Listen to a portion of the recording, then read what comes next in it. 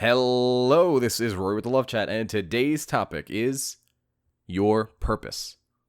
Now, this is video number 200, and we made it to 29,000 subscribers. Thank you so much to everybody who listens. I'm not going to bore you with anything else. I just want to say thank you, and let's jump right into the topic, purpose. So it took me so long to think of what today's video was going to be, and I went through about 30 different topics. No kidding, actually 30 different topics. And I thought, what might you like to hear about? Well, I shouldn't cover something I've already covered 100 times, which is no contact and work on yourself, although I'm sure that will be mentioned in this video.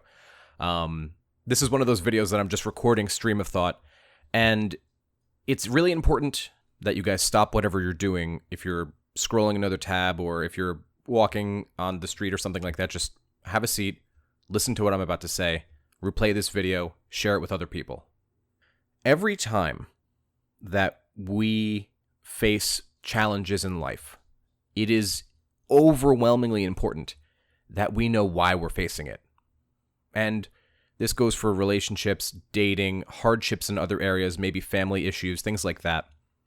Because one thing in everything that we do drives us forward, and that is our purpose, our goals, our dreams. What are we focusing on? So now for those of you who come here specifically to listen to ex-back advice or dating advice, stay tuned because this video is going to be for you. For those of you who found this video by accident, well, welcome. And this video will be for you as well. The number one thing that drives us forward in our life is not the how and the execution of the plan, but the plan itself, the purpose. Why are we doing this? What is the point for me doing this? What is the betterment that will happen because I am doing this? And I've coached tens of thousands of people now, and many of them can't answer the question, what is your purpose? What is your goal? What are you trying to achieve? What are you striving for? Now, don't get me wrong, they'll give me some answers of some ways that they're focusing on themselves in their life and their purpose, whatever they define their purpose is on the spot, but really it's always along these lines. Oh, well, I go to the gym, and I hang out with friends, and I look at them and I think, okay, cool, well, what's your goal at the gym? Oh, get healthy. Right? So, are you losing fat? Are you gaining muscle?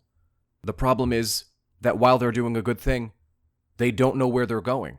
The arrow is pointing in the right direction, but you don't even know the name of the place you're going to. So how can you get there if you don't know where you're going? All you know is that you're moving in the right direction. That's like the Knights of the Round Table searching for the Holy Grail. Okay, well, where is it? I don't know. I thought you knew. Oh, okay, fine. What does it look like? And that's what I hear from so many of you when I do coaching. Here's another example that's a bit more specific. Most of you want to get your ex back, and so you turn to different channels like mine, and you implement no contact and working on yourself, and these things are great, but what happens after that? What's the greater goal? What happens when you accomplish your goal? Where do you go after that? How do you ensure that this never happens again? What is your ultimate goal? Because dating threw you off your ultimate goal. You were so focused on getting a partner or getting an ex back that you stopped focusing on the only thing that mattered, which is you. Not realizing that focusing on you and your goal and your purpose is exactly what drives you forward. It's exactly what attracts other people to you. So the whole line of thinking is wrong. What do I need to do to get them? Is a flawed idea. And I feel that sometimes when I talk about self-love and self-work, people do it, but really only to increase the chance of getting their ex back. They're so laser-focused on that goal that they're not focusing on the higher purpose. And a lot of people trick themselves into believing that a relationship is their purpose, that having a family is their purpose. And while those things are important, and I would never take them away, those aren't personal goals insofar as they require help from others. To bear children, to adopt, whatever it might be. We're talking about personal goals, personal growth. So mine is to help as many people as I can avoid heartbreak, get through breakups, some of the most painful times in their life. And that's the goal that moves me forward. That's the goal that has me sitting in this chair almost 80 hours a week, talking to sad, broken-hearted people. I created a personal statement for me. So whenever things get tough, I know exactly what I'm working towards, and my goal is simply this. My goal is to make relationships, and the world, and myself, better. One of my clients said recently, control the controllables, and I really like that because it's so empowering. That means, hey, I can't promise your ex will come back. I can't promise that cute girl in your class will like you. But you know what I can promise? That if you have a clear goal, and you head after that goal relentlessly, and whenever you fail, you get back up because you can do it, as long as you think you can, then everything will pan out. Every goddamn thing will work if you work your ass off. Do things that are difficult, that are actually difficult. Work yourself to the potential that you know you're capable of, because you can't fool yourself. Maybe you can fool others. But you are the one we're talking about. Go to the gym. Not for the physical benefits, although those are nice, but for the mental benefits. Talk to those who know better. Find a mentor. Surround yourself with people who want to see you win because you can win. You can control if you win, whatever you define winning as. One of the most empowering things I've ever heard on the internet was from Jordan Peterson. Though some people find him to be controversial, I will never forget this. And he said simply this: you have no idea who you could be. And my friends, I don't know about you, but that lights a fire under my ass no matter what mood I'm in or no matter what just happened. Because, guess what? Sometimes I fail at my own advice.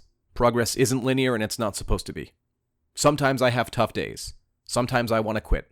But our job is to fail again, fail better. But you have no chance of success if you don't know where you're going. So beyond all things, define where you're going. Define what your purpose is. Make small, reasonable goals that you know you'll actually do, and achieve them step by step. Work smart, not hard. But there's no way you can get to where you're going unless you've defined it. So step one, as soon as you close this video, write down what your goal is. I can't answer that question for you, and sometimes it will be hard for you to answer it for yourself. But now is a time of self-exploration, and when you find something you think is a worthy goal, work towards it, because it will announce itself as being true for you, or maybe it's time to try something different, but it's better than standing still. It's better than waiting by a phone for the call or text that may never come. Never stand still, especially for another person. And the beautiful thing is that your goal is specific to you. The worst thing you can be is the same as everybody else. So go rise above. You can do this.